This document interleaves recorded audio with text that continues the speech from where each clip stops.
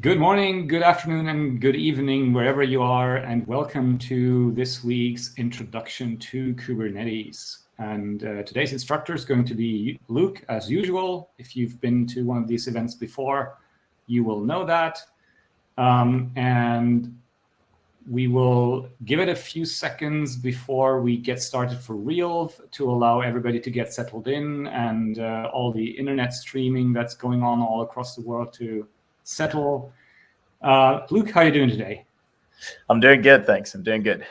Awesome. It's a bit hot on my side of the world, where I think we're finally in summer now, which is cool. But so your spring lasted the usual 2 weeks as predicted.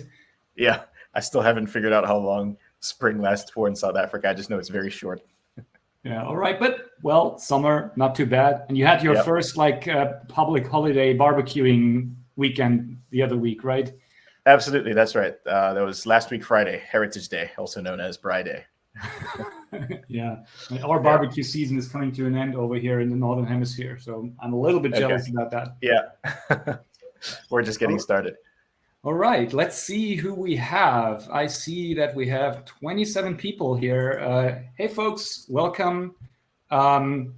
If you want to say hi in chat and let us know who you are and where you're from, that would be awesome. Let's get the chat alive a little bit.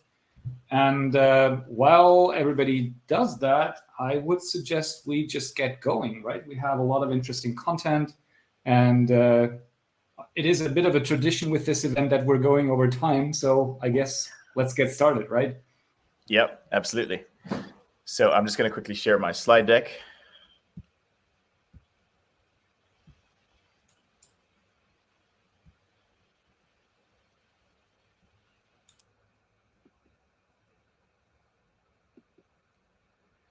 All right, so you should be seeing the main heading, Introduction to Kubernetes.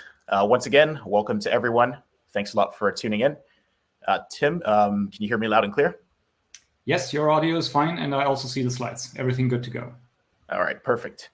If you just joined the session, thank you so much for making time. I understand that for some people, you might actually be multitasking right now. Maybe you're in the middle of debugging something on the side whilst sneaking your eyes on the side to see what's actually going on in this class. For some of you, we might have your full attention. Whatever the case may be, thank you so much for making time, and welcome wherever you are in the world. As the heading shows, this class is an introduction to Kubernetes. It is designed to take you from a place of complete novelty to a place where you'd be comfortable enough to carry out the fundamentals of Kubernetes, and you would actually be able to do or execute some of the Kubernetes administration activities with an actual cluster. And so I'm really excited for what we have lined up for today.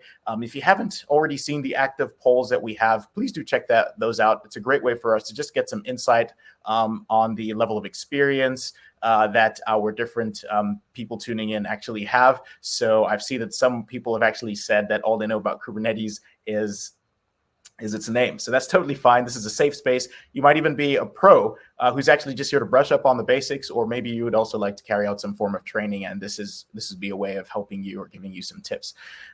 So for those of you that aren't familiar with this technology, it is one of the foremost in the world right now, and will probably be that way for a couple of years to come. The cloud native space is growing, and the trajectory has been amazing for the last couple of years.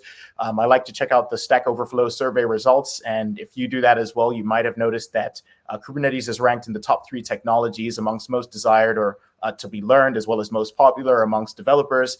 And this sentiment is shared even by businesses that are trying to solve problems when it comes to container orchestration. And so we'll be delving into all of that, and I hope you'll be able to see what problem it actually solves. So as Tim said, my name is Luke Mwila. My full first name is Lakonde. I'm a senior technical evangelist at SUSE, and I'm a part of the SUSE and Rancher community team with Tim. And if you want to hang out with myself or Tim, please feel free to join the SUSE and Rancher community. That is typically where we hang out with other cloud native enthusiasts and practitioners. It's a great way to connect and share knowledge in that space as well, with a lot of great resources for you to upskill as well. So just for starters, just a bit of crowdcast etiquette. If this is your first time joining one of these webinars or using this platform for the first time, it goes without saying, we invite questions, and we love to hear from you. So you can engage in the chat on the side. Please say hello if you're comfortable. You can even let us know where you're tuning in from. In addition to that, you can ask questions throughout the session. There is an Ask a Question section in the bottom right, so please check that out. If you see that someone has already asked a question that you wanted to ask, just feel free to upvote that. In addition, keep your eye out for polls. We have a couple that are still to be released, but at the moment, right now, we just want to gauge the level of experience across the board in terms of the people who are actually joining this session. And our most popular question, which has already been asked by Chris, is this session being recorded? And the answer to that is yes, and it will be available to you on demand afterwards. Just a quick announcement before we get started. We have our monthly community social, and it is going to be happening today. So please tune in for that. It's actually going to be run by Tim Earnish, who's actually part of the session. He was the one introducing me earlier. If this is you meeting Tim for the first time, it's going to be a lot of fun. We're going to have some trivia, some prizes to be given away, and also going to have an awesome guest on the session. I don't want to spoil it for you, but it's going to be absolutely awesome. You get the opportunity to connect with the engineers behind Rancher 2.6. And if you haven't played around with Rancher 2.6 just yet, please get started with that, whether it's going to be on a cluster locally or remotely. There are some awesome new features and an amazing UI. So this is a great opportunity to actually hear the backstory of bringing Rancher 2.6 to life. So be sure to tune into that community session. Okay. What do we have lined up for you today? It's always best to start off with the why problem, understanding why Kubernetes actually exists and the problem that it solves, because that's what paves way for the solution. And then after that, we'll take a look at what Kubernetes actually is and delve into its architecture and the main components that you should be aware of if you're going to be interacting or engaging with the Kubernetes cluster. After that, I'm going to demonstrate how you can easily create a Kubernetes cluster using a Kubernetes distribution tool, K3D to be particular. And I will demonstrate all of that. Once we have done that and we've got our Kubernetes cluster running, I'm just going to start showing you how to actually carry out resource management with Kubernetes using the kubectl tool and how that communication actually works based on a client-server model with the Kubernetes architecture. Then we'll take a short break for some Q&A. After that, we'll then delve into a lot of practical steps in actually working with the main Kubernetes objects and how you actually can go about deploying an application. And once we've covered all the main Kubernetes objects, we'll cap it off with some Q&A as well.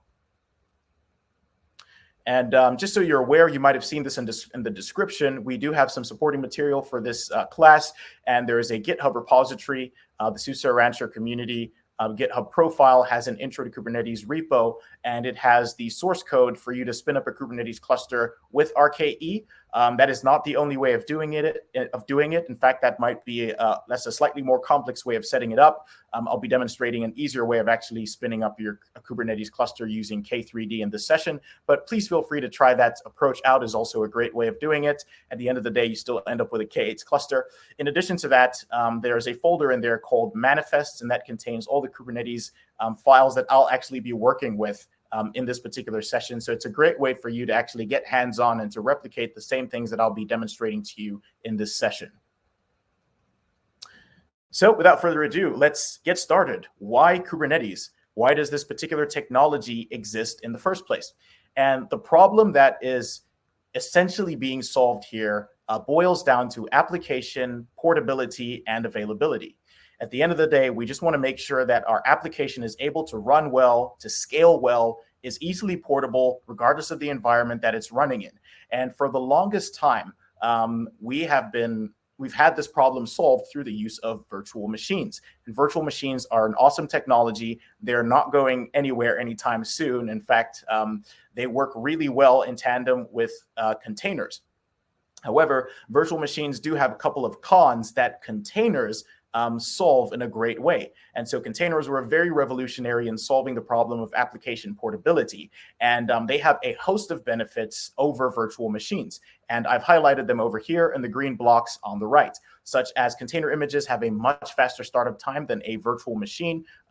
In addition to that, they are much smaller. Container images are tiny compared to your virtual machine images. And not only that, they are very light. And due to these particular reasons, that means that that containers are actually much better when it comes to resource utilization compared to virtual machines for running your applications for the particular problem of portability. In addition to that, your containers can run absolutely anywhere, provided that you've got a container runtime engine once they've actually been built. And as you can see in the top right over there, their image snapshots are much faster than virtual machines. So containers have been a revolutionary technology, and understanding of containerization is actually a prerequisite for this session. It is a core component in order for you to understand how Kubernetes works and for you to get the most out of this session as well. Now, for all the benefits that containers provide, they do not solve certain problems inherently. Because when you look at an enterprise context or environment, and perhaps some of you on this call are actually dealing with something like this, you would have let's say you have an application that is split across multiple microservices that have been containerized. Over time, in a production context, these containers can easily scale to over hundreds or even thousands in a production environment. And you need to find a way of actually managing these different containers. So it's not just a case of having them scale. There are a number of steps that need to be automated in order for your application to remain highly available and optimal, not only just within themselves as containers, but also with the underlying infrastructure that these containers are running on.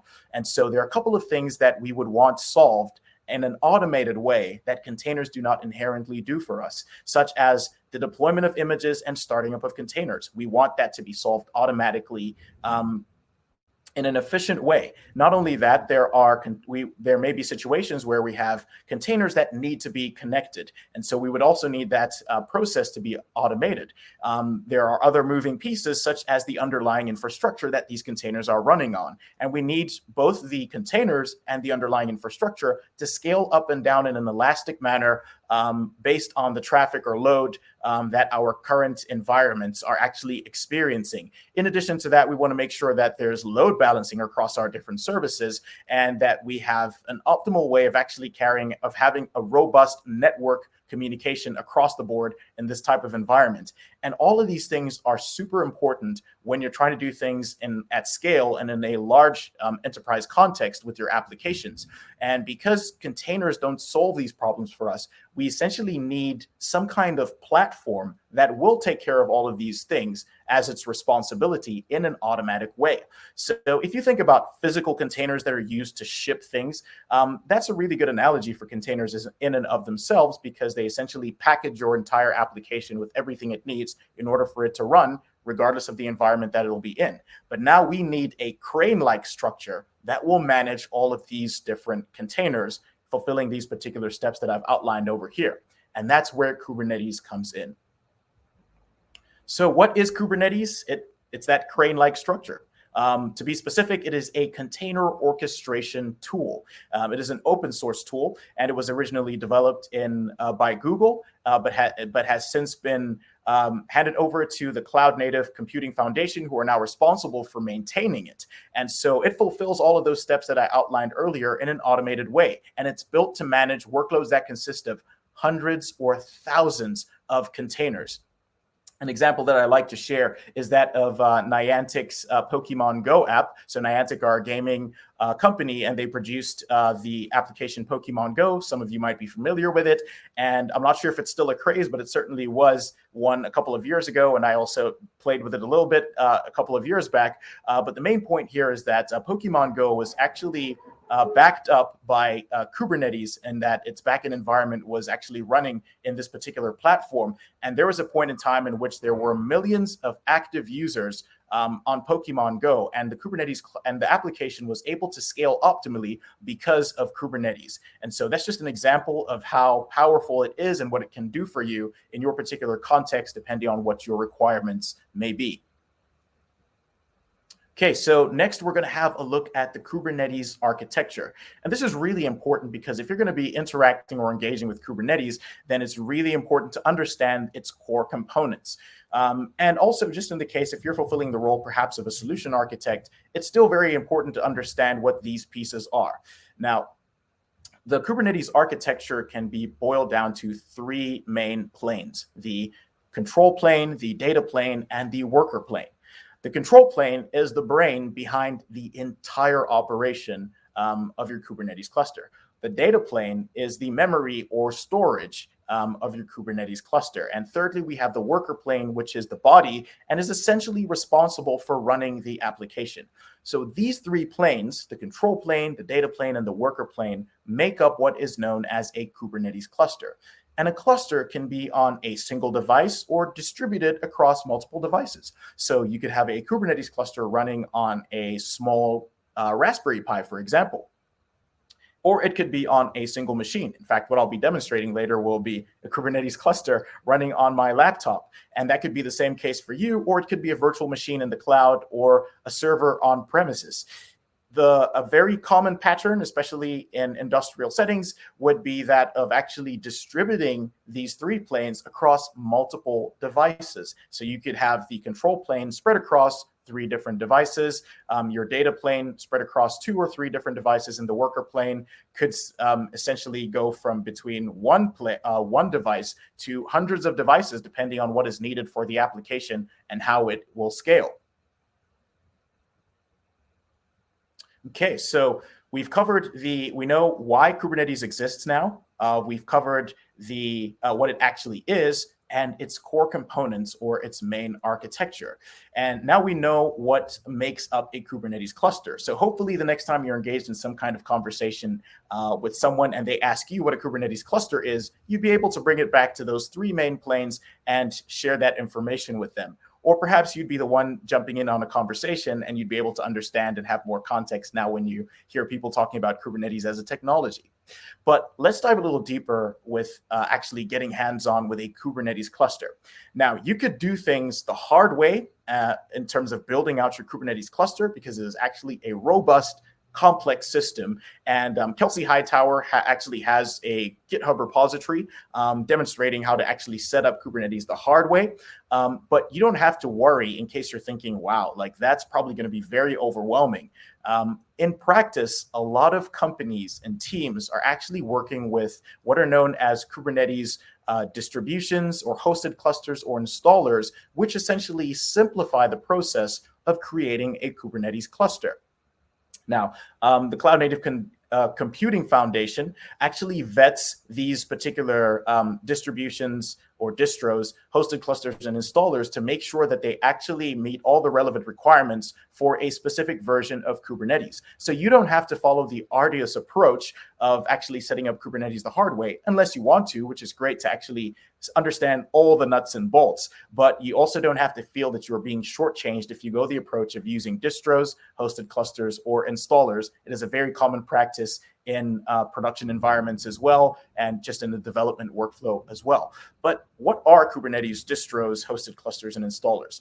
So Kubernetes distros are essentially prepackaged software with a specific version of Kubernetes. And so it makes it very easy to spin up your Kubernetes cluster. Examples of that would be RKE Government or RKE2 as it is known now, Rancher Kubernetes, K3s, and K3D.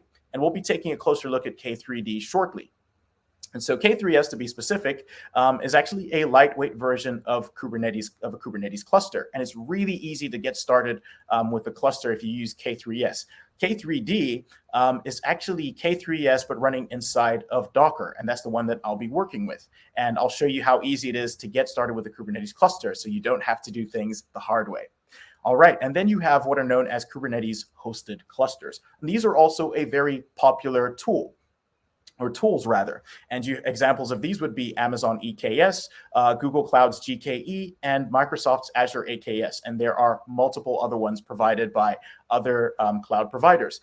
But in these particular hosted clusters, what happens is the cloud provider actually takes full ownership over the control plane as well as the data plane. So they manage them and ensure that you always have an optimal, highly available, and very secure Kubernetes control plane that they will manage for you. And if you want to, depending on the cloud provider, they can also take ownership over the worker plane. But this makes it really easy for you to actually get started as well with remote Kubernetes clusters. And in addition to that, it takes a huge load off teams and companies because you are essentially handing over responsibility of maintaining the control plane and the data plane in ensuring that it's highly available, it's optimal, and it's secure. And that is the most complex part of your Kubernetes cluster. So just keep thinking back to those 3 planes. The cloud providers essentially take responsibility over those particular aspects. And then thirdly, we have what are known as Kubernetes installers. And these are, for example, binary tools that will essentially make it that you can use to quickly create a Kubernetes cluster. And RKE1 is an example of that, and it's an awesome tool as well. Like I said, the supporting material that we have for this particular class actually has a README inside of the repository showing you a step-by-step approach to actually create your cluster using RKE. When I've run this session previously, that was the approach I was following, but we actually want to give you the chance to see how to set up a cluster, and so I'm going with K3D. All right, so we can now start getting hands-on at this point, and I'm going to show you how to create a Kubernetes cluster with K3D. So I'm just going to pause on my slide deck over here, and what I want to do is actually just head over to the browser, and you should be seeing K3D's website over here. It's just k3d.io, but it should probably be the first result if you were to just Google it.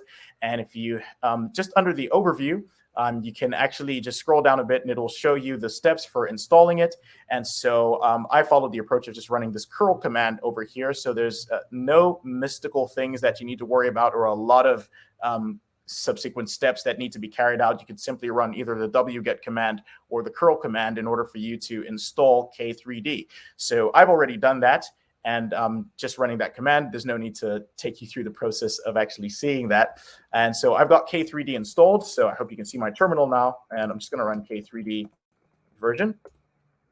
And as you can see over there, you can see the particular K3D version that is running, as well as the K3s version that is running. And that also shows you the Kubernetes cluster version, which is version 1.21. And this is just useful information because it's also good to keep in mind that K3D is essentially K3s. It's just running inside of Docker. So the only prerequisite that you'll need to have is to make sure that you have Docker running running on your machine and that the Docker daemon is running as expected. So that's the only main thing. And now if you want to proceed to create a Kubernetes cluster using K3D, once you've got that binary installed, all you would do then is just run K3D cluster create, and then you could provide it with a cluster name. So I'm going to say example cluster over here. And in addition to that, you can provide a host of other properties. I'd encourage you to take a look at the documentation to see the different things that you can specify. In my case, I'm going to specify that I want a single server. So this is where my control plane will be running. It's going to be on the server. So all 3 planes are going to be on that one virtual machine in this case. And in addition to that, I want to have one node or agent, which is where my worker plane will be. So that is where the applications will actually be running. So for that, I would just specify agents. In my case, I'm just going to have one. Oh, a problem over there. So I wonder what I've done wrong. I am going to quickly wait. But I love it. Only happens on demo day, but I've got to back up over here just to make sure I'm running the correct command. Agents, K3D, cluster, create my cluster. Okay, switch back to the terminal. Let's see what I was doing wrong. K3D, cluster, create, example cluster. I'm not seeing any issues. Agents, or better yet, to make life simple so we don't take up too much time, I'm just going to grab that. I actually already have a cluster running called my cluster, so I'm going to call it example cluster. And just going to get rid of some of the flags. That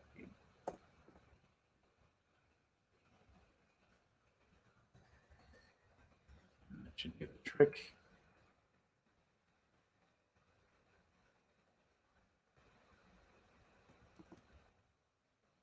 There we go. Cool. And so my Kubernetes cluster is now being created. As I mentioned, it is Dockerized. So if you were to actually run the docker ps command to actually see what containers are running, just going to open up a new tab over here, run docker ps.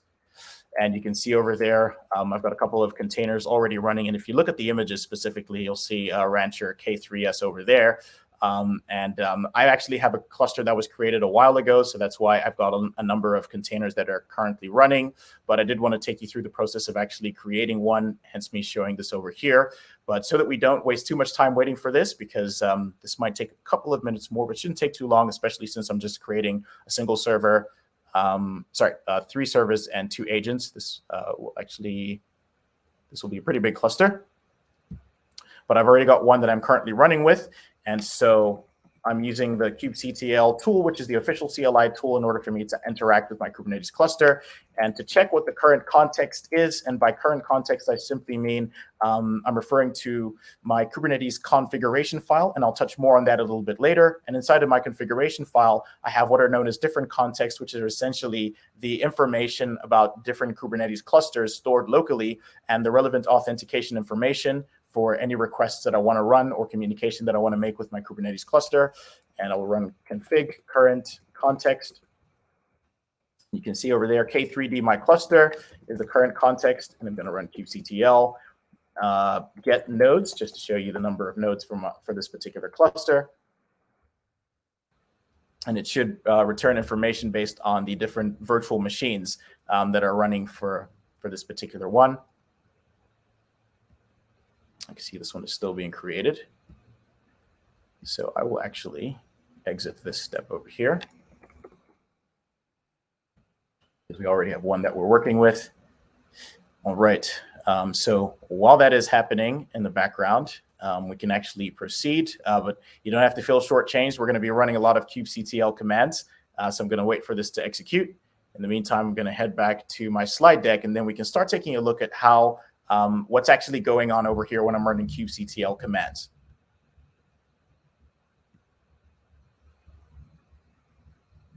All right, so the next thing we're going to be covering is Kubernetes Resource Management with kubectl. And so this part is very, very important. It is core to understand how communication actually works with the Kubernetes cluster, both from outside the context of the cluster as well as inside the context of the cluster. Now, as you can see over here, just if you look at the points on the left-hand side, and if you think to what I was just doing on the terminal, I was running commands using a tool known as kubectl. Some people call it kubectl. And this is the official CLI tool to communicate with the Kubernetes cluster. And that communication is based on a client-server model. So if you think about even outside of the context of Kubernetes and just other applications, for example, if you're making use of a website, and the client request that goes from a browser to a backend server, that's essentially the same model that is happening in the context of Kubernetes as well. Now, inside of the Kubernetes control plane, you have a core component known as the API server. And some of you that may have some theoretical understanding of Kubernetes may have come across a term or a saying, rather, where people say that Kubernetes is API-centric. And the reason for that is the API server is essentially the gatekeeper. Every single CRUD operation that takes place within the Kubernetes cluster goes through the API server. And by CRUD operation, I'm simply referring to create, read, update, and delete. And this is a REST-based API server. So if you've worked with any REST-based API backends, then it works in the exact same way in this context as well. So in the case that there are any requests that are originating from within the Kubernetes cluster itself, they would still go through the API server. Or if they're originating from my workstation or my laptop, similar to what I was just doing, that would also go directly to the API server as well. Now, the Kubernetes system or platform as a whole works primarily based on what is known as a declarative model. The opposite of that would be a procedural model, which is something that you can also carry out with Kubernetes, but its real power is seen in the declarative side of things. Now, if you're new to these terms, a procedural approach is one in which you simply specify every single step required for you to get the desired outcome that you want. The opposite of that would be a declarative model in which you simply state the final or desired outcome you want, and the system will take care of all the intermediary steps in between. I like to use the example of baking a cake. So if you think about the process of baking a cake, I'm not an expert at that, but for example, just going through the different ingredients and what would be required to get your final outcome, say three eggs, 2 cups of milk, etc., etc. All of those intermediary steps have to be defined in a procedural approach. A good example of this would be with bash scripts. The opposite, though, with the declarative model is simply stating, I want a cake. And Kubernetes, having a smart declarative system, essentially makes sure that it goes through all the intermediary steps required to bring about that desired outcome. And so Kubernetes has what are known as controllers, which are continuously watching the Kubernetes cluster and making sure that the actual state of the Kubernetes cluster matches the desired state that has been declared. So if I stated to Kubernetes that I wanted half a cake, for example, Kubernetes will make sure that there's half a cake. Kubernetes cannot actually bake a cake for you. I should just make sure that that is known. I'm simply using an example. Kubernetes will make sure that you have half a cake, for example. And if I update the desired states to saying I want a full cake, the controllers that are continuously watching will see that the current actual state is half a cake, whereas the desired state is a full cake, and it will act on that request to make sure that the actual state is updated to match the desired state. And so that is how the declarative system or model works within the context of Kubernetes. So whether the requests are originating from within the Kubernetes cluster itself or outside of the cluster, that declared state, that declaration that you make is the new desired state, and Kubernetes will act on that to update the cluster itself.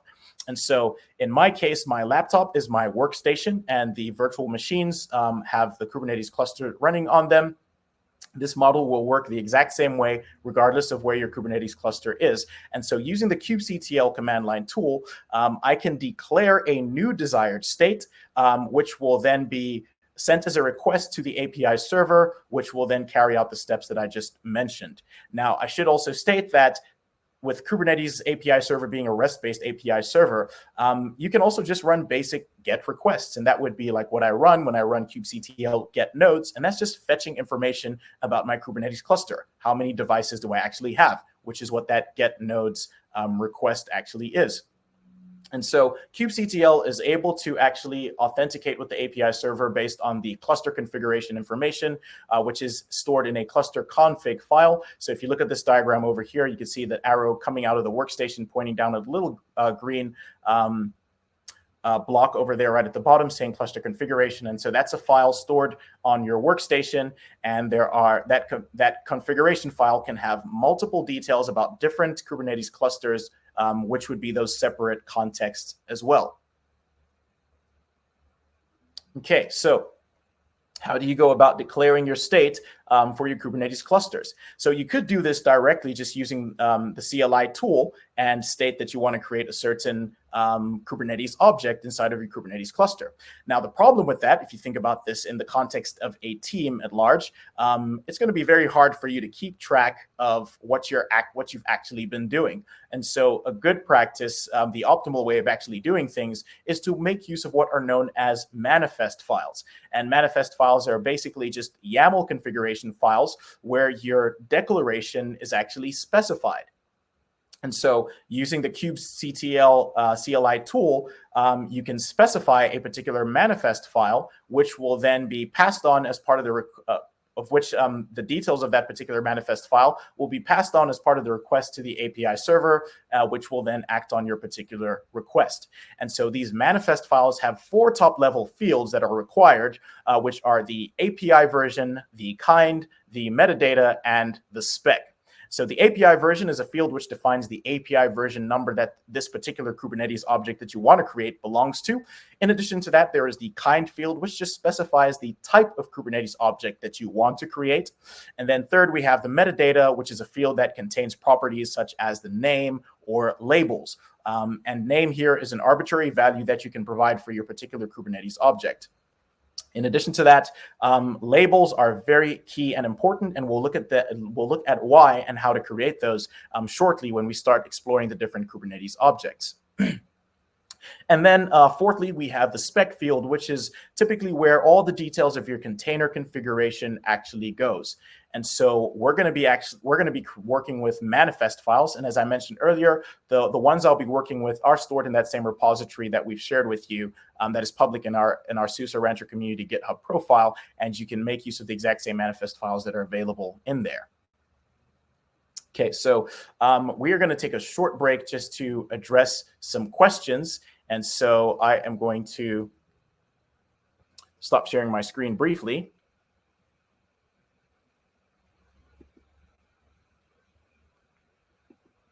I'm going to take a look at what some of the questions are over here.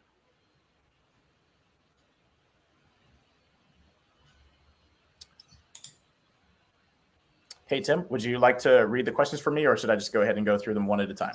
I am more than happy to help you with that. Great, thanks. We actually have a couple of really interesting ones. So the first one, and people, by the way, if you see a question that you think is good, but it has been asked by someone else, feel free to upload it, because that makes it more likely for us to pick it up.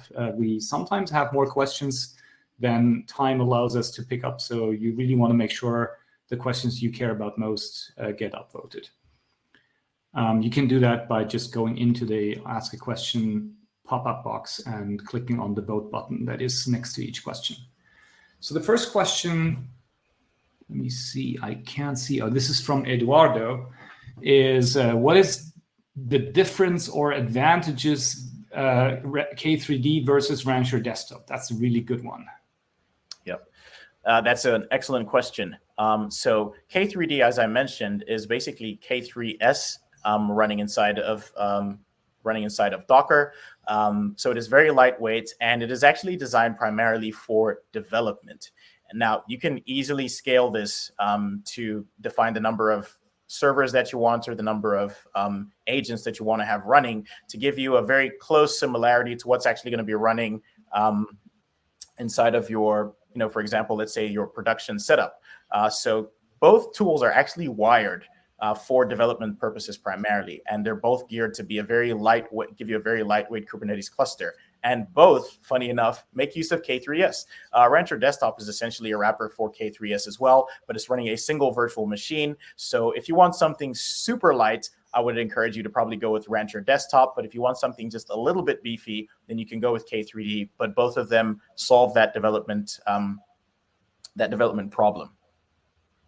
So if I may add on top of that a little bit. So for me, the one key difference between Rancher Desktop and K3D is with Rancher Desktop, you're limited to a single node cluster, and there's that's inherently built into the tool. With K3D, you have the possibility to, first of all, do multiple clusters. You can basically treat them like throwaway, and you can do multi-node clusters. You can configure the number of servers and the number of worker nodes. So if seeing what happens if you add a node, or if one node gets taken down matters to you, K3D is probably the better choice, because Rancher Desktop has limitations there.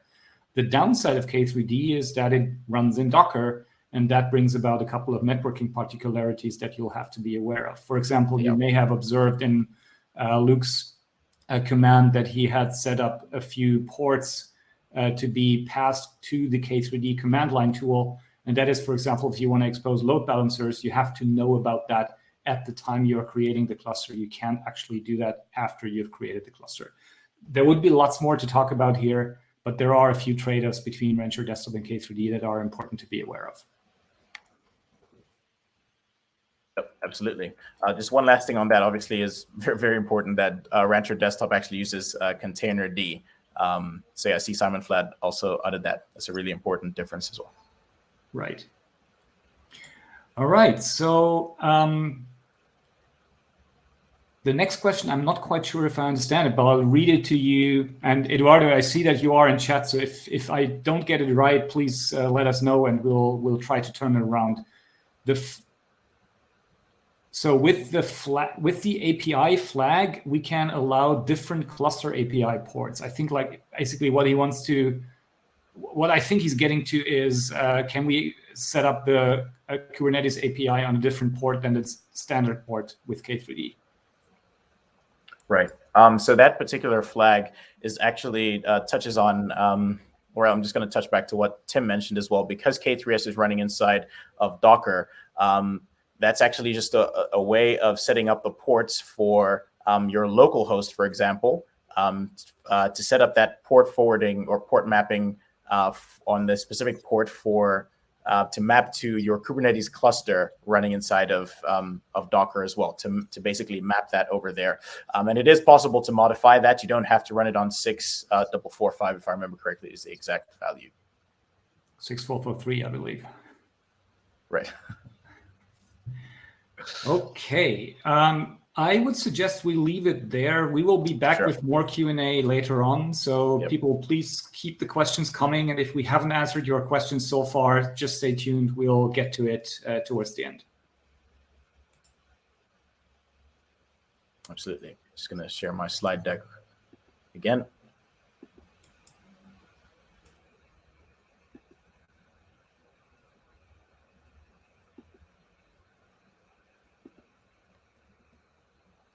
Okay, so now we come to the main Kubernetes objects. We've had a look at why K8s exists, what K8s actually is, the main components it consists of, and what makes up a Kubernetes cluster, how you can easily get started with a cluster, and just some engagement with it. And very important as well, we saw the declarative model that Kubernetes is based on and how it actually works with that client-server model, and how your interactions with it would go about. And so now we come to the main Kubernetes objects that you'd be working with in the case that you actually want to deploy an application to your cluster. And so you'll notice over here that there are a bunch of different blocks surrounding the main gray block, which says your application. So this could be as straightforward as just deploying a single Kubernetes object, which would be, in this case, the pod. But in many cases, in practice, you'll actually be working with several different main Kubernetes objects that fulfill different roles. And so we're going to explore each of those one at a time, and we'll actually be creating them inside of our Kubernetes, inside of the Kubernetes cluster that I've spun up with K3D. So we're going to start off first by looking at the pod. And so pods are the smallest deployable artifacts inside of in your Kubernetes cluster. They are one-off or ephemeral objects. You can think of them as wrappers for one or more closely linked containers. Now, people usually get confused around this part when they hear the term it's a wrapper for one or more containers. Reason being, people might start to think, oh, so does that mean my entire application goes inside of a single pod? That may be the case depending on how closely linked or coupled your application is by design. So this starts with application design from the get-go. And so if you find that your application is coupled in such a way that it cannot be, you can't have the different pieces running in different runtime environment setups in order for the application to work as a whole, then you should definitely keep it in that same closely linked structure or nature because of the coupled design, and run it in a single pod. But if you've gone with something that is would probably be comparable to a microservice architecture, where they definitely are isolated and decoupled by nature and can run by themselves, then your containers will basically have a one-to-one relationship with a pod. And so we're going to look at how to actually create a pod now. So I'm going to switch over to my editor, and I'm going to close that. I don't need to save it. And I'm going to open the pod.yaml file over here. I'm going to collapse that so you just have visibility of this manifest file. So if you think back to the slide that I had earlier showing you manifest files and what the 4 top-level fields are, the same applies in this case. We have API version, kind, metadata, and we've got the spec. And so the API version that this Kubernetes object belongs to is version 1. And the kind of Kubernetes object I'm creating is a pod. And then I provide it with some metadata, such as the name and the labels. The name is completely arbitrary. In this case, I've called it Express Test because I'm working with a basic Node.js application that has been built with the Express framework. And the image is stored inside of my Docker Hub account, and it is a public repository. So feel free to make use of it in your, if you want to carry this example out in your own time as well. And then next, I'm providing it with labels. Now, labels are key value pairs that are very important because other Kubernetes objects will be able to identify or point to pods based on this particular based on these key value pairs that you specify under the labels section. Then next, we have the spec, which, as I mentioned earlier, is where you would provide your container configurations. So as you can see over here, if you're familiar with YAML, this is actually expecting multiple values because it is an array. And so, like I said earlier, when I was explaining what pods actually are, that they are basically wrappers for one or more closely linked containers. So it doesn't mean that you only need to have one container running inside of your pod. It depends on how closely coupled your application actually is. And so over here, I have the name of my application. I'm just giving name of my container rather, which I'm giving as express test. This is also an arbitrary value. And then in the image, you do need to specify the particular image URI so that it knows exactly where to get it from, and it will reach out to Docker Hub in this particular account to get that image. And then also you need to specify the details of the ports for particular container that's going to be running, and so that the pod knows the port that the container is listening for traffic on. And that's based on the application as well. In my case, the application is listening for traffic on port 8080. So I'm going to head over to my terminal now, K8s ASICs. I'm just going to cd into the manifest folder. And if I run an ls command, just so you can see the pod.yaml file is over there. So I'm going to run kubectl create -f. And so this is the create command in order for me to create a new Kubernetes object. And the -f flag is to specify a particular file. And so I'm going to run pod.yaml. Careful there. There we go. I get a response telling me that this pod has been created. So now if I run kubectl get pods, that will return information. And as you can see over there, I can see express test, and the pod is running 1 out of 1. Reason being, it is a single pod that I'm running. And if you think back to what I said, they are once-off or ephemeral objects, and they have a short life cycle. So that's something that you should expect. And that is a very important thing to understand when it comes to working with pods, because you need to consider what happens if your pod dies, since they have a short life cycle. So I'm actually going to run kubectl delete pod express test. And so in this case, my application will no longer be available. And you might be thinking, well, of course, Luke, you just deleted it. Well, there may be other circumstances beyond you just being the one to initiate the deleting of a pod that result in the end of its life cycle. And you don't want your application's availability to hinge on on running ephemeral objects like pods like this. And so in practice, you typically won't actually be creating your pods just using a single pod manifest file. And so the solution to that problem would be what are known as replica sets. So if I switch back to my slide deck over here, we're now going to look at replica sets. And so you might be thinking, hey, but we didn't see replica sets when we had a quick overview of what the main Kubernetes objects are. The reason for that is replica sets are typically created when you're actually defining your deployment Kubernetes objects, which we'll be looking at shortly. And so it doesn't mean that they're not important and that they don't still get used. Replica sets are still a Kubernetes object in and of themselves and are very important. And this is the means by which you create multiple pods. So the reason we want multiple pods as opposed to just one is because that increases the fault tolerance and the scalability of our application. So the more instances that we have of our particular containers, then the more fault tolerant the application will be as well. So in the case that a pod dies, and of which they will because of their short life cycle and them being ephemeral by nature, we have better fault tolerance because we might still have, for example, if we had 10 replicas running and 2 of them go out, we still have 8 of them. In addition to that, the more instances that we have, the more requests that our application can actually handle. And so things can remain highly performant and optimal based on those regards. And so this is why it's very important to make use of replica sets, but you would be defining your replica sets when you're creating your deployments. And so I'm not actually going to show you a replica set manifest file because you're not going to be working with them. What I will show you, though, is deployments, and they are very important and a core component of actually deploying your applications. It's in the name. All right. And so deployments are a special type of Kubernetes object that are categorically known or referred to as controllers. So if you think back to what I was talking about, the declarative model that Kubernetes actually has, and it has a component known as the controller. And within the controller, you have these watch loops that are continuously looking to make sure that the actual state of the cluster matches the desired state of the cluster. And you have different types of controllers, of which the deployment is actually one of them.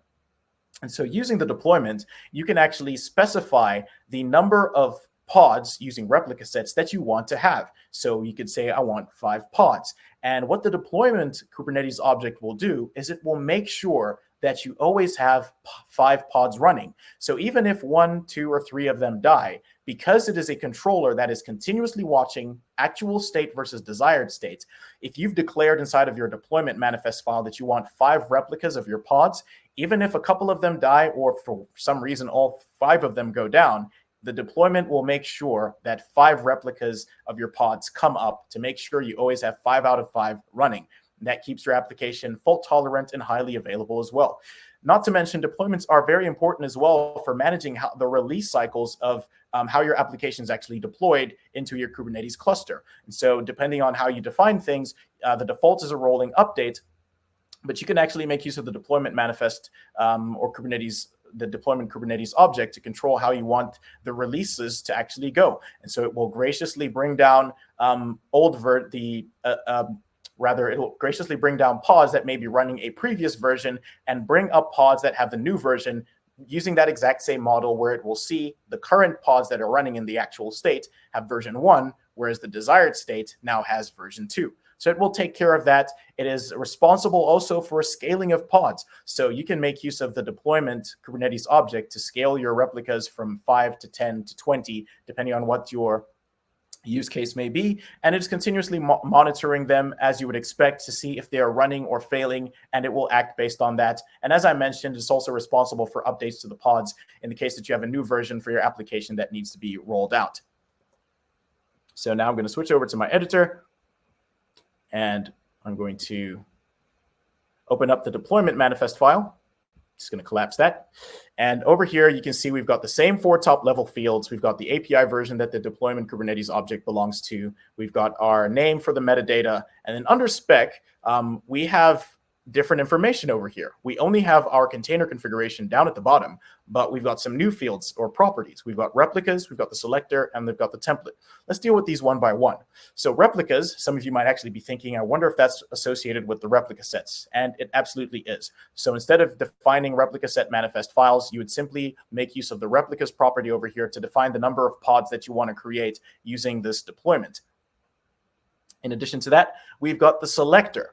And so this will now bridge the gap in case some of you were wondering, okay, so you use deployments to create pods, but how do deployments know which pods to manage? Do deployments manage every pod running inside of the Kubernetes cluster? Not so. This is where those key value pairs or labels that are attached to particular pods are very important. And so a deployment will know which pod to manage based on the selector over here. And the selector essentially is where you specify match labels, which is essentially look for this particular key value pair. And you'll notice that app express test matches that of the pod that I was defining earlier. And so this is how the deployment will know which pods it should be managing. And then we've got a field over here called template. And under template is where you actually specify the details of your pod. You'll remember that I said you won't typically be creating separate or distinct pod manifest files in order to deploy your pods. Instead, you'll be working with deployments. So this same information over here is the details I was actually just providing inside of my pod manifest file. So all of this has essentially been shifted to under the template section. So you need to make sure that under metadata, you have a label, you've attached the same correct key value pair for your label to the pods as the one that the deployment will be looking for with its selector. In my case, it is express test. Under spec, we've got the same container configuration that I showed you earlier. So what I'm going to do now is I'm going to switch to my terminal. And you'll recall that I deleted the pod. So if I run kubectl get pods, I shouldn't have anything running inside of my default namespace. And I should just mention at this point, in case you're wondering, well, what's a namespace? A namespace is essentially, well, is referred to as a virtual cluster. Now, that can get a bit confusing because we're like, wait, so does that mean that as a virtual cluster, it's got its own planes as well? Not at all. It is essentially a virtual space or domain in order for you to deploy your specific Kubernetes objects or resources, and it's meant to help you with having isolation within your Kubernetes cluster. But it is not a secure approach to actually do things. It doesn't mean that you'll have 100% security if you're deploying things to different namespaces. Anyhow, there is a default namespace. And if you don't specify the namespace that you want your Kubernetes objects or resources to be deployed to, they'll automatically go to the default namespace. And so I've got nothing running in there at the moment, but I'm going to now create my deployment, kubectl create. deployment.yaml, and that will now create 3 replicas for my express test application. So if I run kubectl get pods, we should see 3 replicas running, and you can see over there express test, and they've each got a different suffix over here, which is pretty unique at the end. Now, the real test that we want to carry out over here is to see that fault tolerance that I was talking about and that availability of our application in the case that something goes wrong with one of our pods. And so I'm going to kill one of them. Well, firstly, I need to see them so I can identify one of them. kubectl. I'm going to run delete pod. And I'm just going to grab one of these. I'm going to take that one. I'm going to delete that. And so what will happen is I will end up with 2 out of 3 pods. But because the deployment controller is continuously watching, if you think back to what I said, it's this ongoing loop to see current state versus desired state, it would have picked up to see that there was 2 pods running instead of 3, and it would have spun up a new pod. So if I just run the kubectl get pods again, you'll notice that I have 3 pods running. But just so you pay close attention, if you take a look at the middle one over here, you'll notice the suffix for it was J4QLX, and that was the one that I deleted. So that pod is actually gone, but it spun up a new one that has this new suffix over here right at the end, GDWHT. So it works the exact same way in the case that you have 50 pods running, etc. So deployments are an excellent way and the optimal way of actually deploying your applications to have multiple replicas and to maintain fault tolerance and availability for your application. I'm going to switch back to my slide deck. So now we've had a look at pods. We understand where replica sets fit in, and we've also seen deployments. And next up, we're going to take a look at services. Okay, so because pods are ephemeral or once-off objects, and I should mention that every pod has a unique IP address inside of the Kubernetes network model. So all pods can find each other within the context of a Kubernetes cluster, regardless of the node that they are running on. Now, this does present us with a problem in terms of accessing our application, because I mentioned that they are short-lived or they're ephemeral. So that means we have continuously changing IPs. So what happens when someone's trying to access your application? We need a stable network layer, and that's what services actually are. Services are a stable network abstraction layer that sit in front of pods, and they will load balance traffic to your different replicas. And you have different types of services. Now, I should mention first, before we get to the different types of services, that services actually operate at layer 4 of the network OSI model. And so they're listening for TCP or UDP traffic. And in the same way that deployments discover pods based on their labels, services discover pods based on their labels as well. And so a service will know which pod that it should be proxying traffic to based on its labels. And even though pods have this ongoing, or rather continuously changing IPs because they have these short life cycles, services, when a service is created, there's also another object known as an endpoint that gets created, which is continuously keeping track of the different IPs for the different pods. And so services will essentially have a table within the Kubernetes system, knowing exactly what the active pods are and what their respective IPs are, so that any incoming traffic through the service gets proxied to the correct pods. So it is a stable network abstraction layer that sits in front of pods. And we have 3 different types of services. We've got the cluster IP service, the node port service, and the load balancer service. Now, the cluster IP service is in the case that you only want accessibility or traffic to your pods in the context of a Kubernetes cluster. So you cannot access a cluster IP service from outside of the cluster. And if you're creating a service and you don't specify the type of service you want to create, by default, it will create a cluster IP service. However, if you want external traffic into your Kubernetes cluster, for the particular applications that you're running, you can make use of either a node port service or a load balancer service. And so a node port service opens up a cluster-wide port on the actual nodes or device so that it is where it will be listening for traffic, and traffic will go through there and reach the service and proxy it through to the relevant application. And so that's one way of doing things if you want to get external traffic to your application within the Kubernetes cluster. And the third one would be the load balancer service, which can work on-prem, but in most cases is typically used within cloud environment because it integrates well with public cloud providers and creates an external load balancer, which will proxy traffic through to the relevant service, and in turn proxy traffic through to your pods. And so those are the three different types of services that we have inside of the context of Kubernetes. And so what I'm going to do now is I'm just going to head over to my editor again. And now I'm going to show you a service manifest file. And I'm going to collapse that. And what we have over here is we've got the same 4 top level fields for this manifest file. We've got the version that this Kubernetes object belongs to. I specified that I want to create a service. And then under the metadata, I'm specifying the name for my service. So it's express test, but I've just added the suffix of SVC. And SVC is just a short form for service inside of Kubernetes.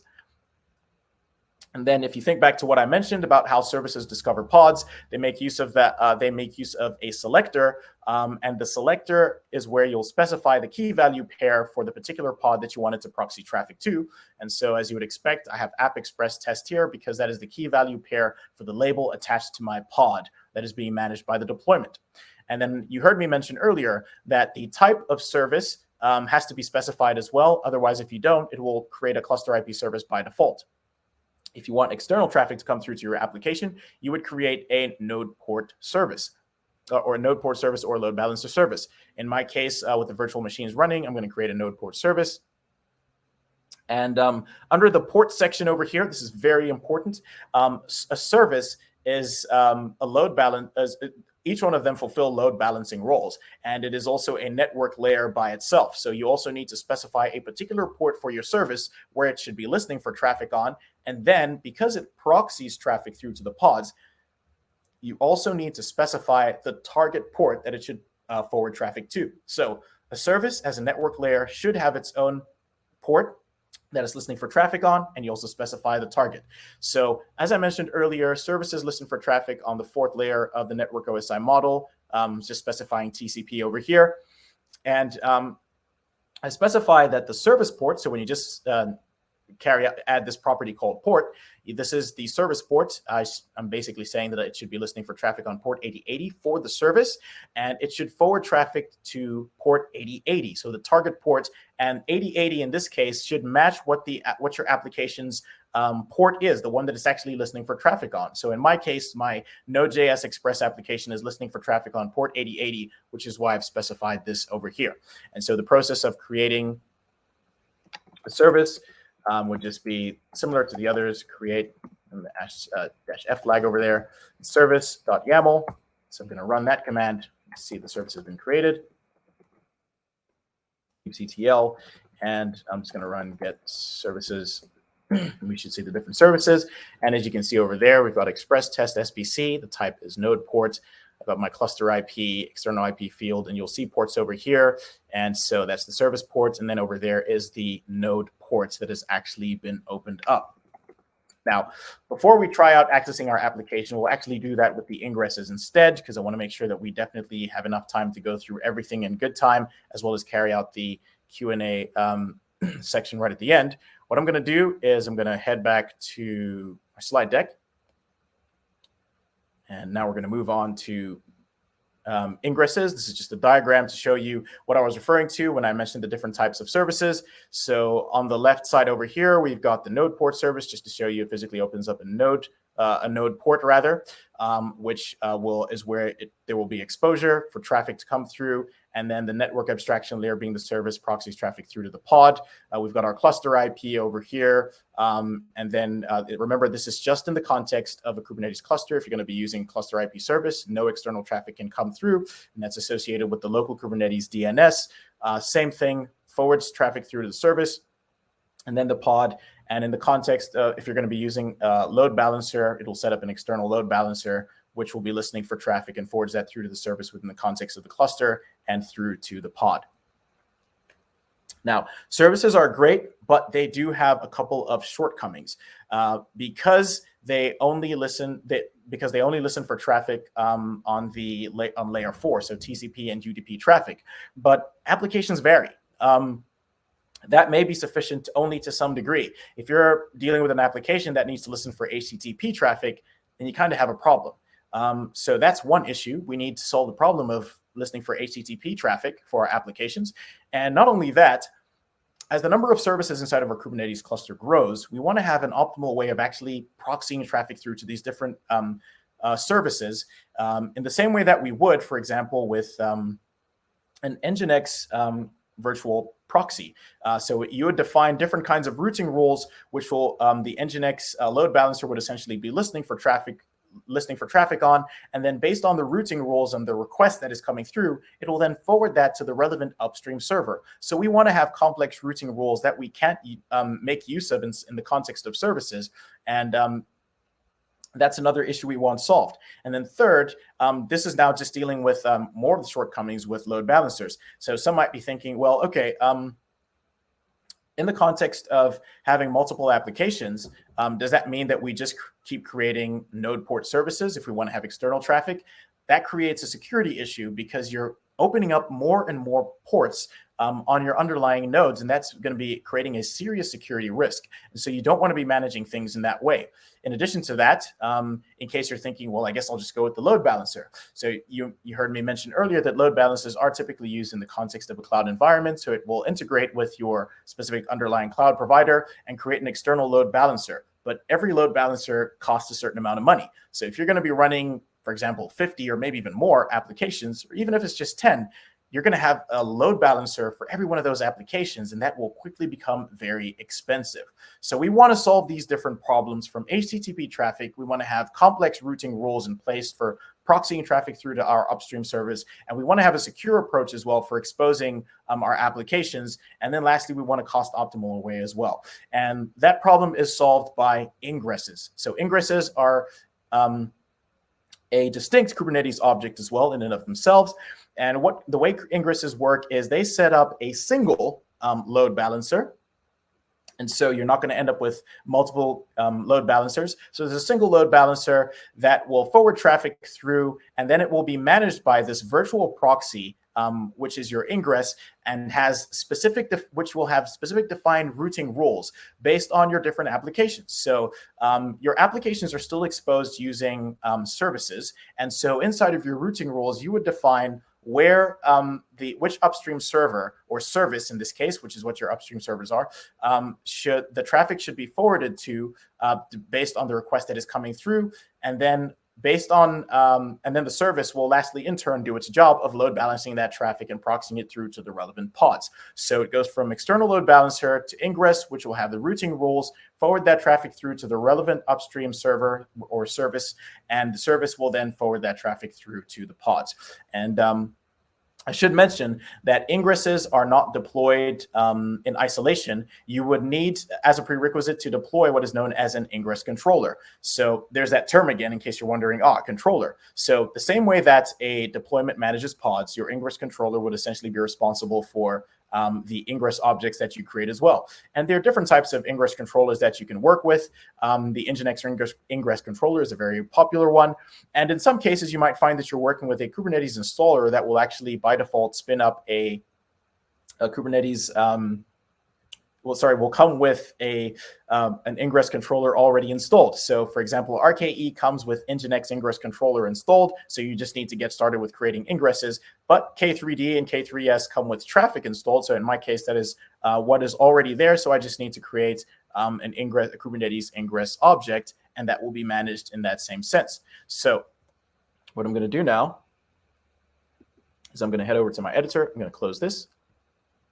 Now, bear in mind, I still have my service running because I do need that. So my ingress will proxy traffic to that upstream server.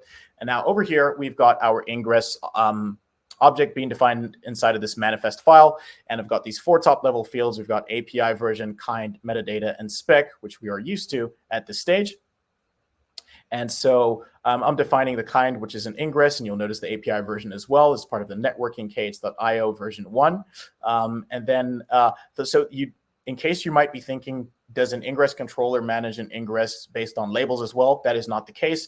It is also just a good practice to make sure that you're attaching labels to your different Kubernetes objects. So that is why I've provided one over here, but there's no specific relationship between my ingress controller and my label. And in many cases, you'll find that there are additional configurations that you can add to your ingress using what are known as annotations. And that would be a specific way of actually configuring it in relation to the particular ingress controller. But what I want to draw your attention to is under this spec field over here is where we would be defining our routing rules. So in my case, just because I'm making use of a single application, my Express test app is why this array only consists of one. And so as you can see, I can specify HTTP traffic for my application. And I'm just defining over there express-api.com for the host name. And I'll show you how you can also still execute this locally by updating the etc host configuration on your machine. And it works the same way, whether it's Mac, Windows, or Linux. They all have this etc host configuration file. So under HTTP, you can define different paths over here and how you want this to work in particular. And lastly, you'll see over here under the backend configuration section, this is where you'd essentially specify your upstream server. So in my case, you'll remember that I created a service with the name Express Test SVC. And so that is how it will actually know the service that it should be forwarding traffic to. And then I specify the port of the traffic that it should be forwarded, or rather the port for the particular service that it's listening for traffic on, in which case for that service, it is port 8080. Okay, and so I'm going to go ahead and create this Kubernetes object now. I'm going to head over to my terminal. I'm just going to run kubectl create f ingress YAML. Should create my ingress for me. Oh, I actually already had this running, so I'm just going to run kubectl get ingresses, and you can see it's already added it over express-api.com. Now, some of you may be thinking, hey, you've specified a very specific host name over there. How will this actually resolve? And that's a very good question. I already mentioned it earlier, so I'm just going to run my cat command over here against the etc hosts. So you just need to configure this on your local, if you want to run this on your local machine, that is.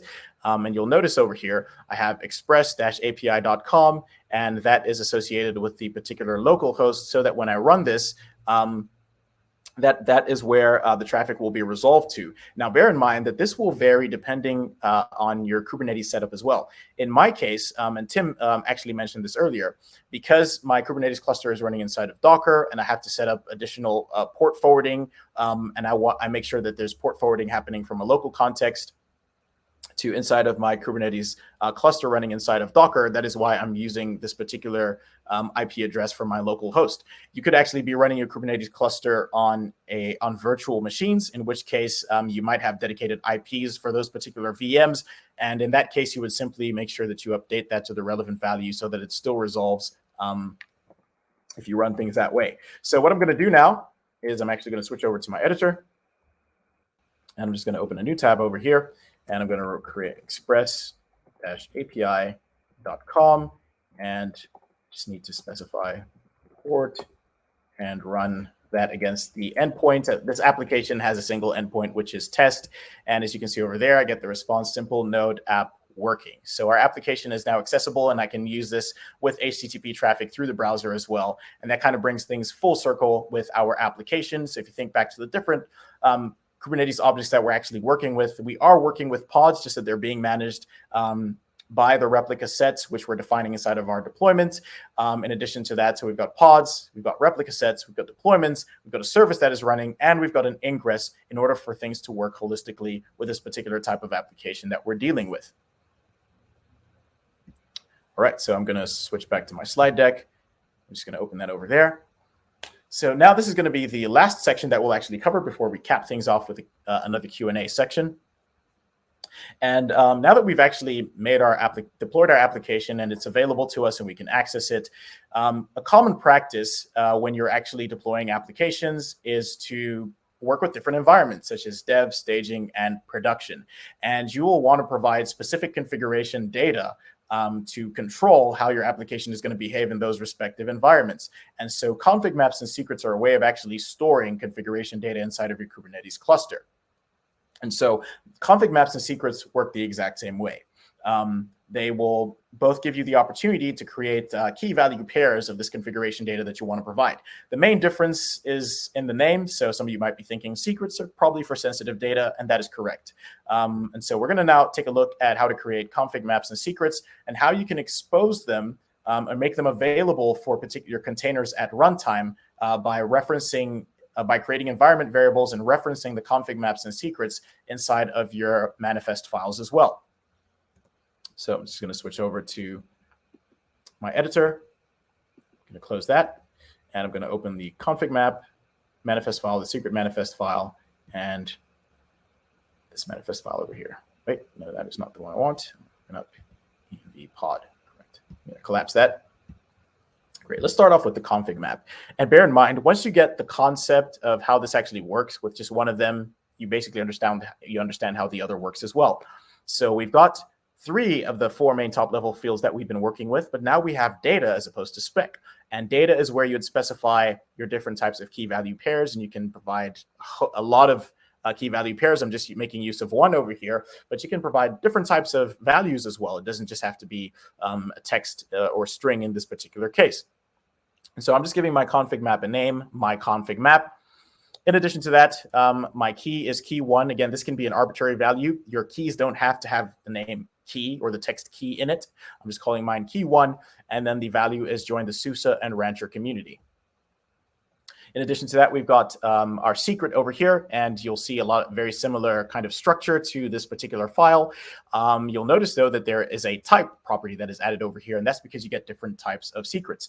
So you can also get token secrets. In this case, I'm working with an opaque type of secret, and this is just for arbitrary user-defined data. I'd encourage you to take a look at the official Kubernetes documents if you want to have more context on how these actually work. And then secrets are an interesting Kubernetes object, so you need to make sure you deal with them in a very proper manner.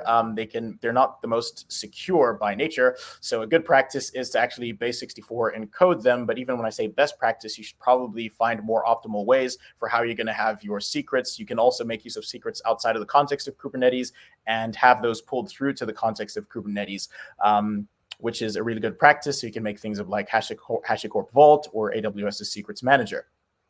But in the case over here, I have a username and a password that I'm providing. And so I could actually just go with the explicit values themselves, but I'm base64 encoding them. And these are just the commands that I run. So the actual values are user and password over here. I know it's a very secure password. Okay, so creating these inside of my Kubernetes cluster would work the same way that I have done so with the other Kubernetes objects in terms of running the kubectl create command. Now, the last thing that I want to demonstrate is how you would actually make these values available to your containers as environment variables.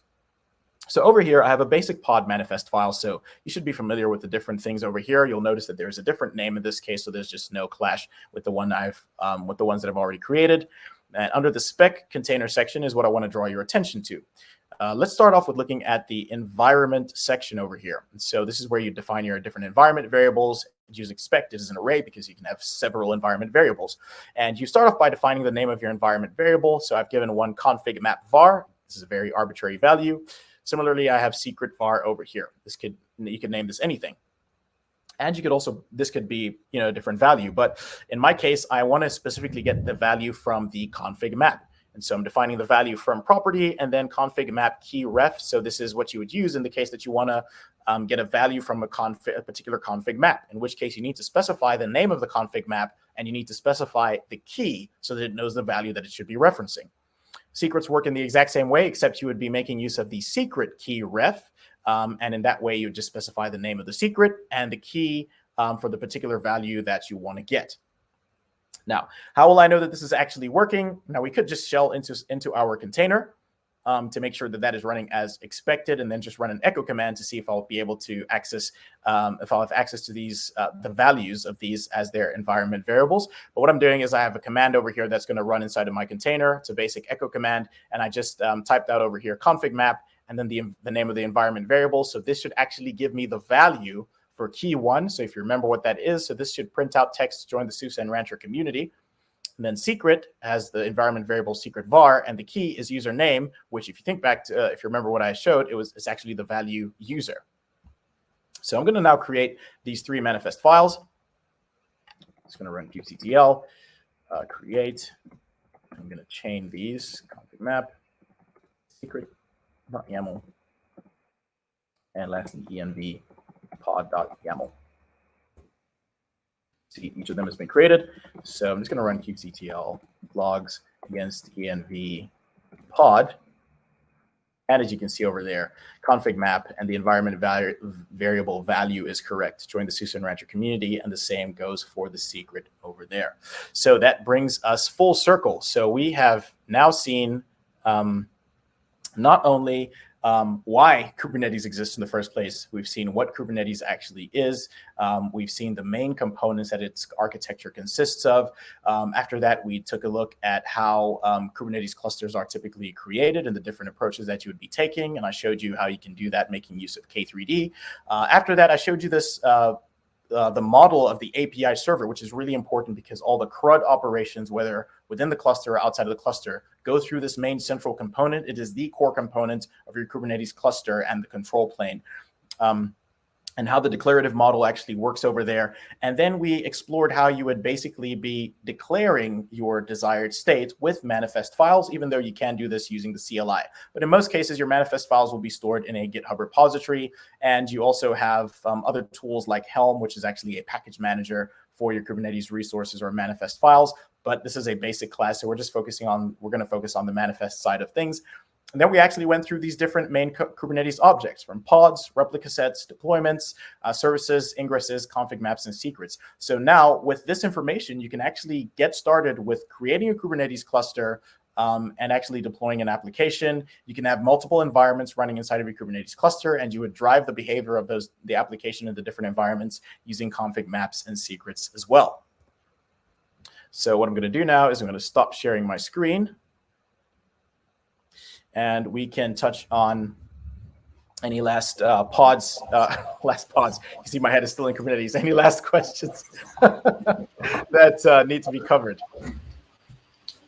Yeah, let's see if we can get rid of these pod questions so that the replica set will bring them back for us, right? Right. All right. So we have another one that I particularly like from Eduardo again.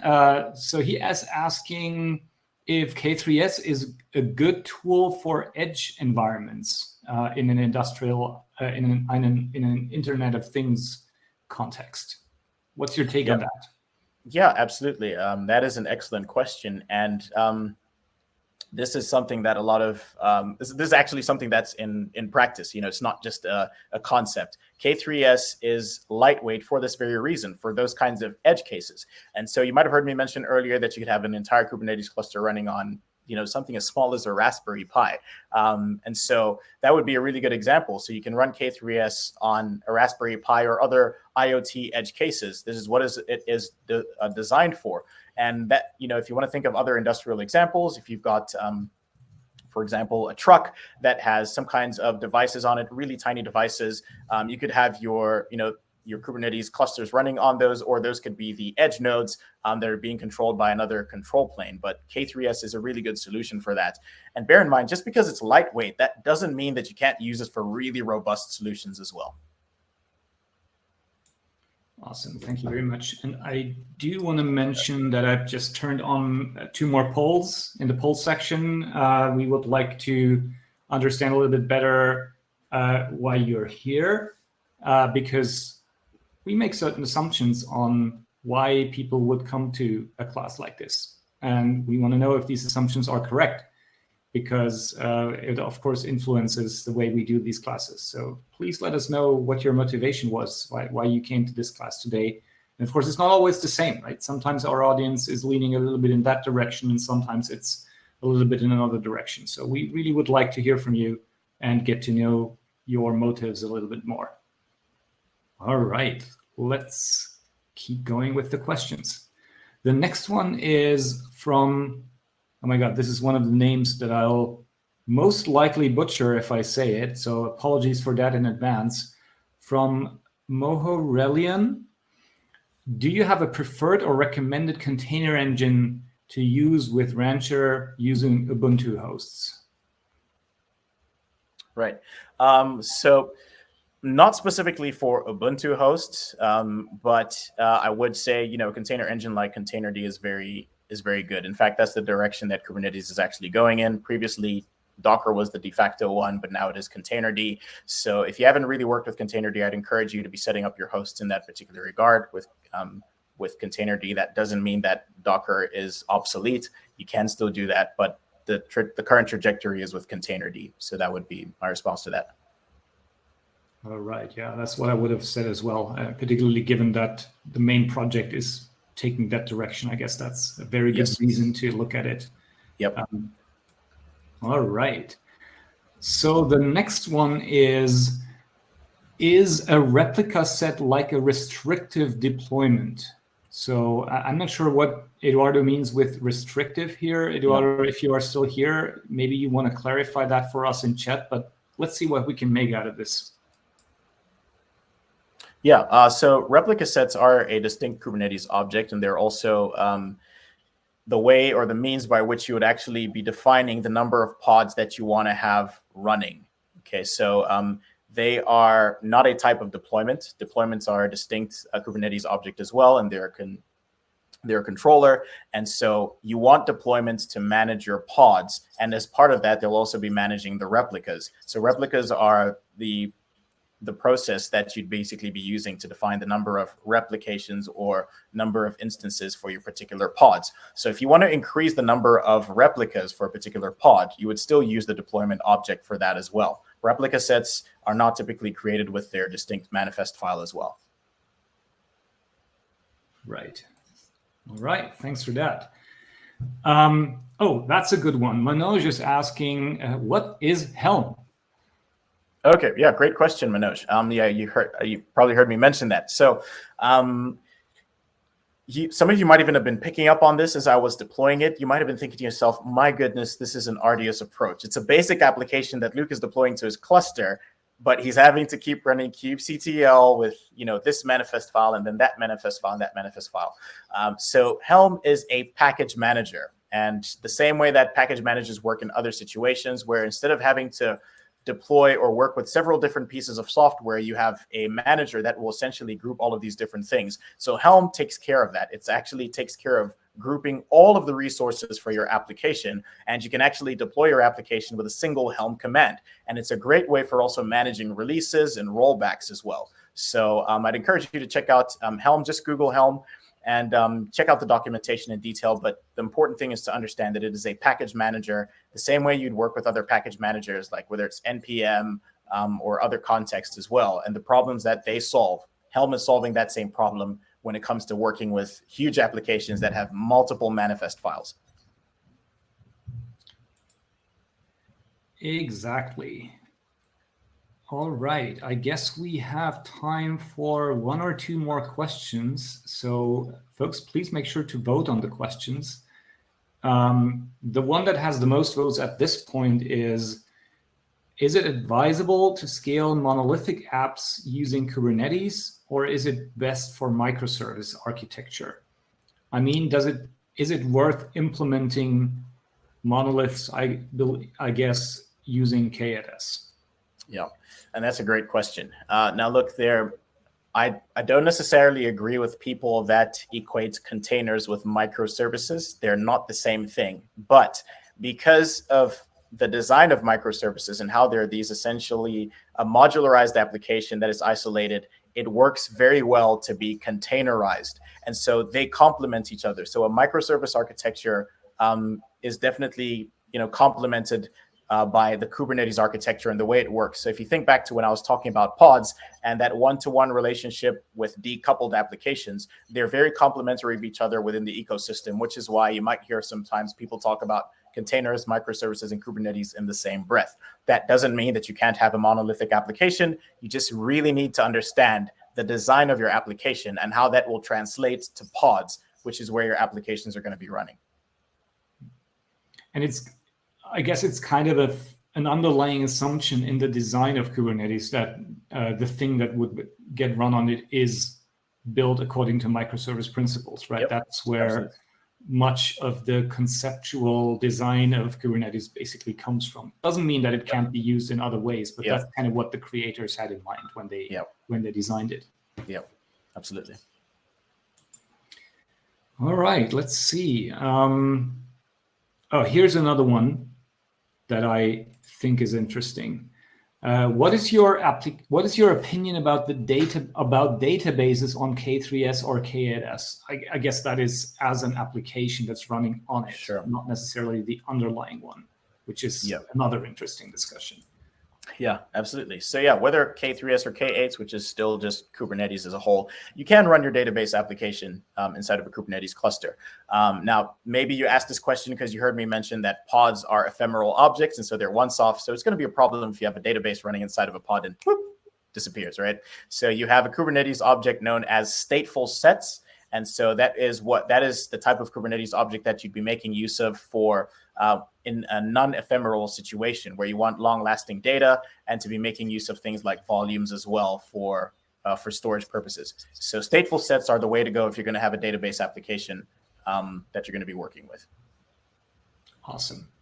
All right. I notice we're at the bottom of the hour. Do you want to take a quick look at the two polls that we release a little bit later to see how people have responded? Yeah, absolutely. So please, everyone, just once again, give us some feedback. It's a great way for us to understand your level of experience. And in addition to that, we also want to know how we can be tweaking or refining these kinds of sessions to make them very valuable for you. And please know that the journey doesn't end here. It's just the beginning of it. So you should join the SUSE and Rancher community. If you see that big green button at the bottom there, please click it if you haven't already joined. And you can continue to engage with myself, Tim, and other cloud native practitioners. And we can continue the conversation there. And you can go from just having the fundamentals or basics to more of a pro. Yeah, and I can see that when we're asking people why are they taking this class, is about half of them are getting started, and another significant bunch are using Kubernetes right now for a project, and they wanted to apparently deepen their knowledge a little bit. So that's awesome. Keep going. This is just the beginning, and there is much, much more to discover. Great. All right. So I guess that's a wrap, right? Do you want to wrap things up? No, yeah. So just, I guess my last words again would be, I understand this could be intimidating and complex. It's a lot to take in a short session, in about an hour, 15 minutes or so. But you don't need to worry about that because everyone kind of feels that way about Kubernetes. It is complex and it is very vast, and there's several different components and moving pieces. There are more Kubernetes objects than the ones that I talked about. And so just think of it more as a journey or a marathon, and we're here to help. We love to engage, and we provide a lot of great on-demand resources, not just this class, but there's a lot more material from technical articles to other classes that are available in the SUSE and Rancher community for you to make use of. So I hope to see you there. If you have any questions that weren't answered, please do bring them over to the SUSE and Rancher community so we can address them there. And once again, for the most popular question, the session has been recorded. It'll be available on this exact same link. That on demand. In fact, the moment that this is over, you'll be able to access it. All right. Thank you very much, Luke. And thanks everyone who attended today. Please come back to our following events. There is one more event today, actually, in case you want to join that one. Luke mentioned it in the beginning. That's going to be fun, and there's going to be giveaways. So if you have time, if your time zone allows you, feel free to tune in there. Otherwise, we'll see you soon. Thank you very much for coming. Bye, everyone. Bye for now.